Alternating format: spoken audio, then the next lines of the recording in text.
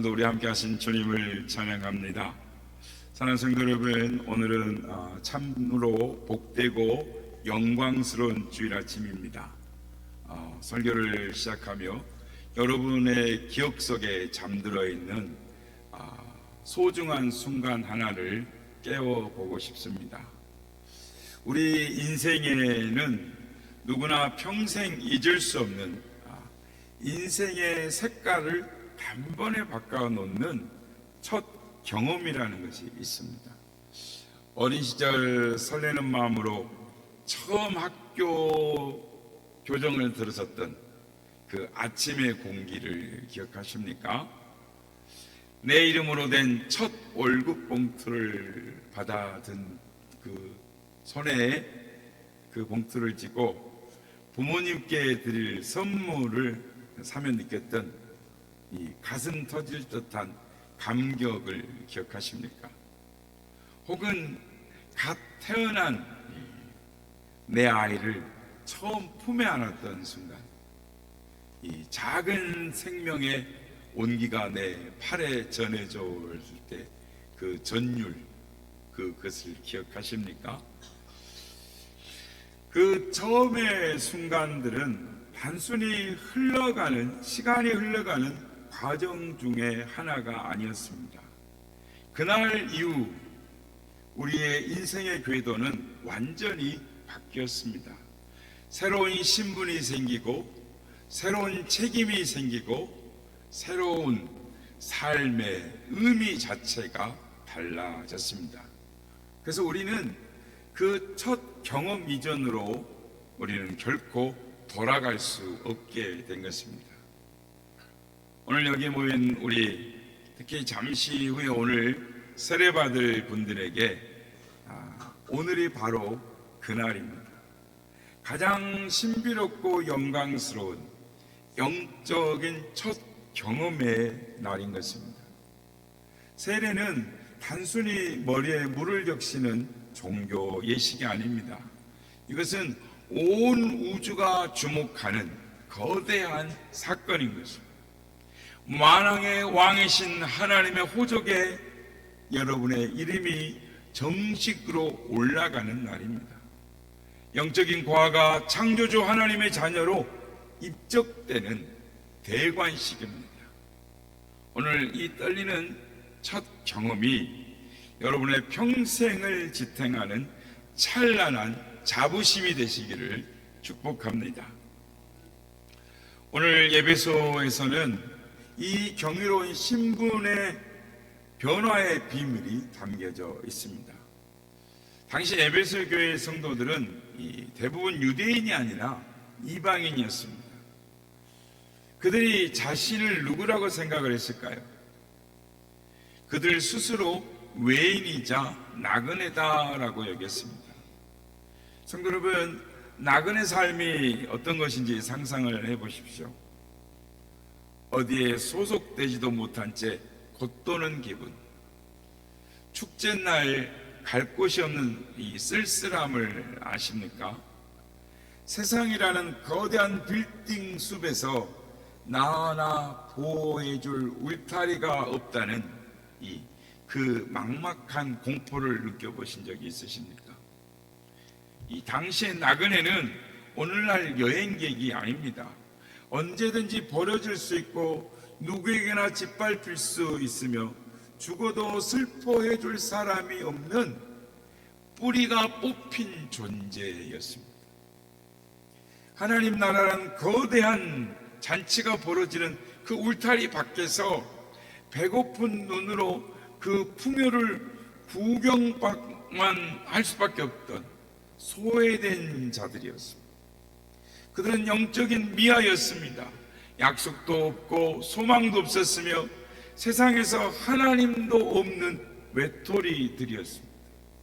그 막막한 어둠 속에서 떨고 있던 그들에게 사도 바울이 천둥 같은 소리로 선언을 하는 것입니다.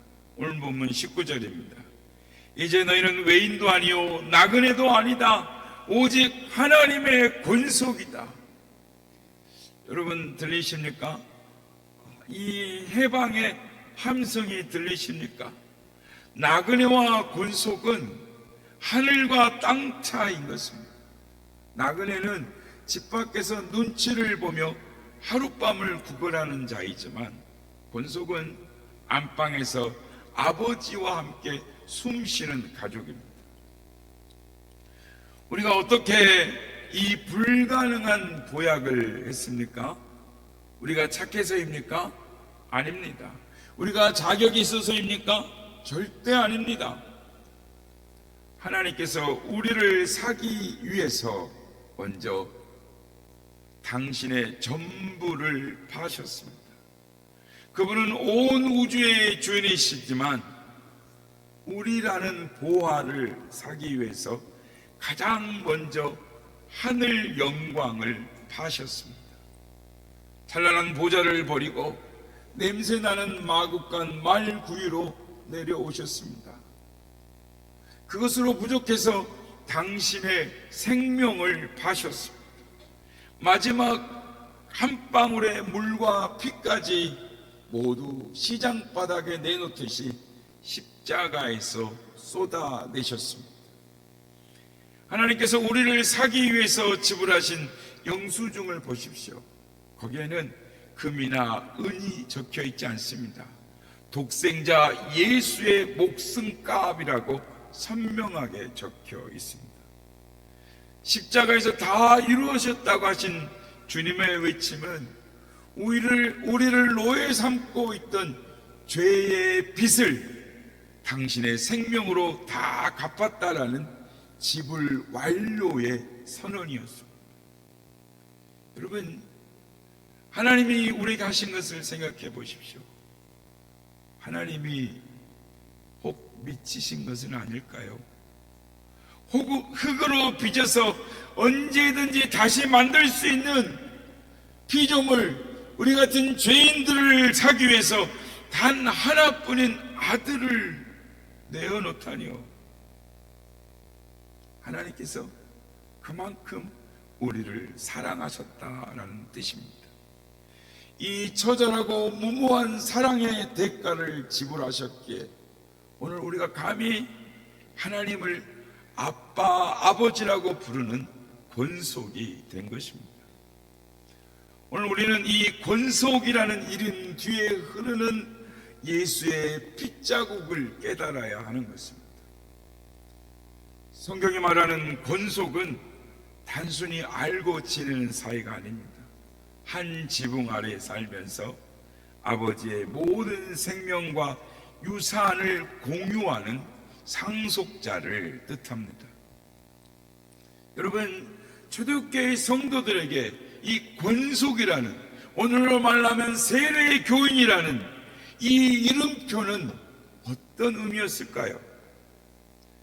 당시 세례를 받는다는 것은 모든 기득권을 포기하고 죽음을 각오하는 결단이었습니다.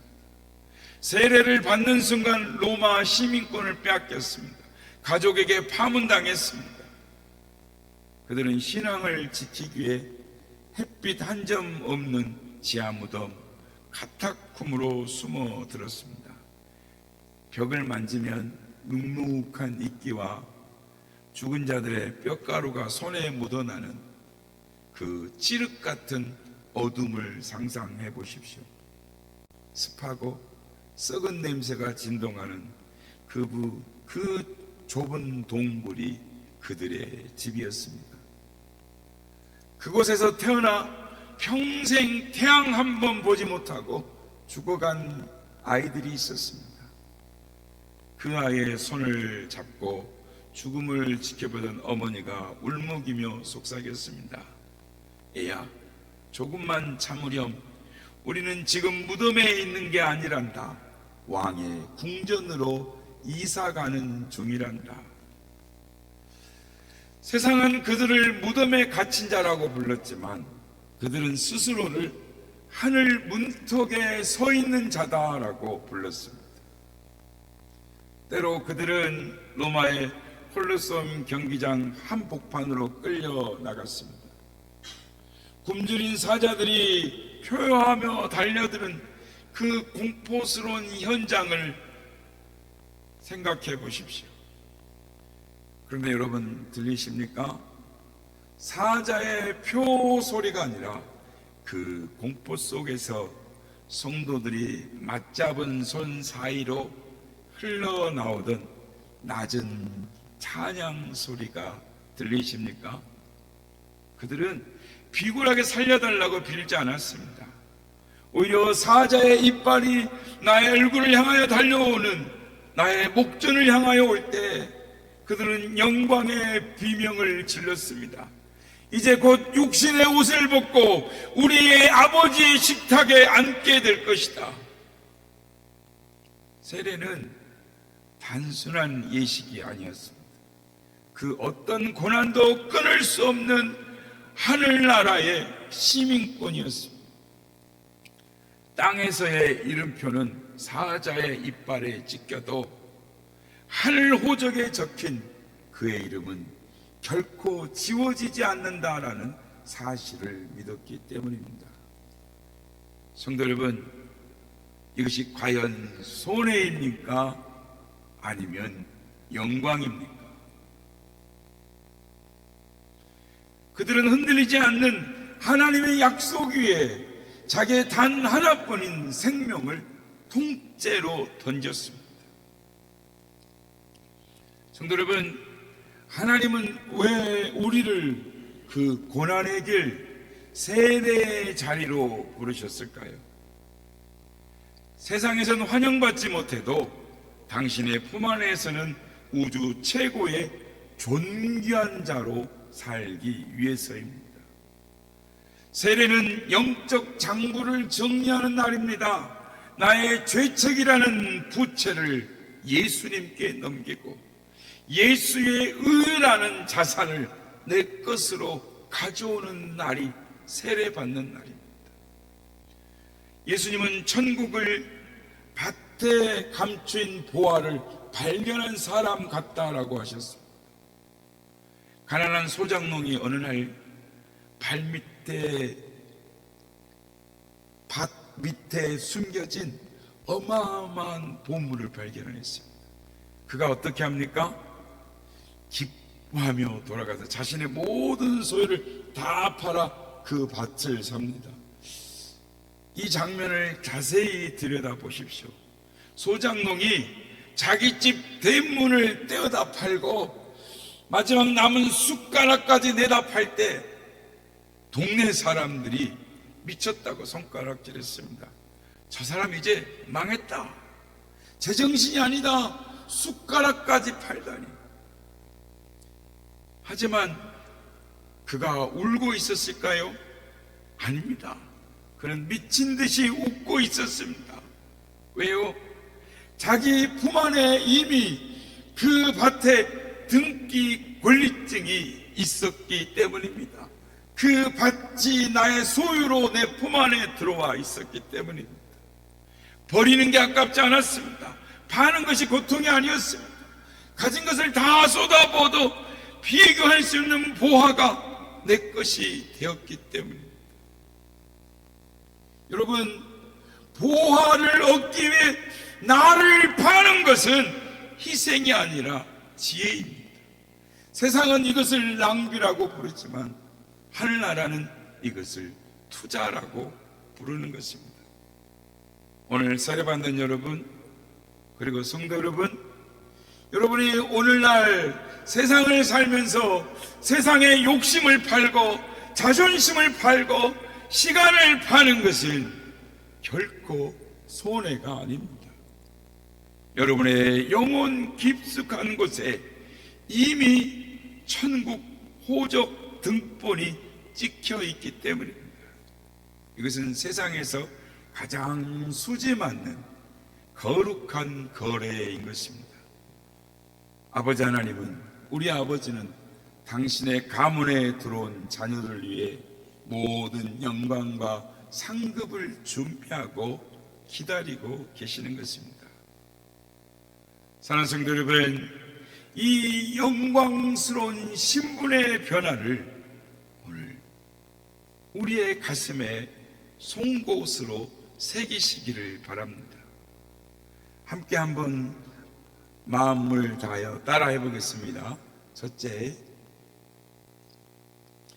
시작. 첫째, 세례는 지옥의 호적을 파서 천국의 호적에 올리는 영적 입적 보고서입니다.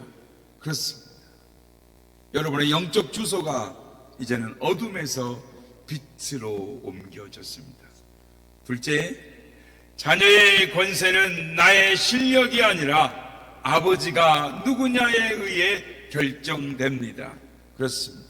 나의 연약함이 신분을 바꾸지 못합니다. 나의 아버지가 왕이시면 나는 왕자이고 공주인 것입니다. 세 번째, 시작. 신분은 은혜로 거저 주어지지만 그 신분의 품격은 치열한 경주로 완성됩니다. 아멘. 사랑하는 여러분, 여러분의 가치는 세상의 잣대에 달려 있지 않습니다.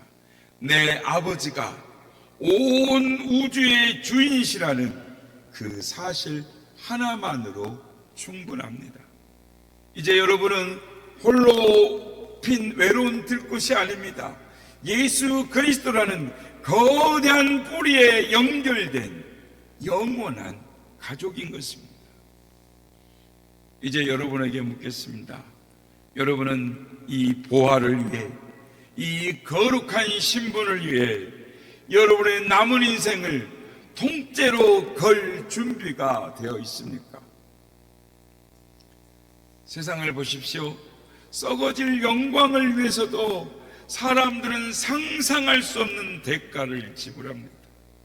올림픽 금메달을 꿈꾸는 선수는 10초의 영광을 위해 10년을 피와 땀으로 보냅니다.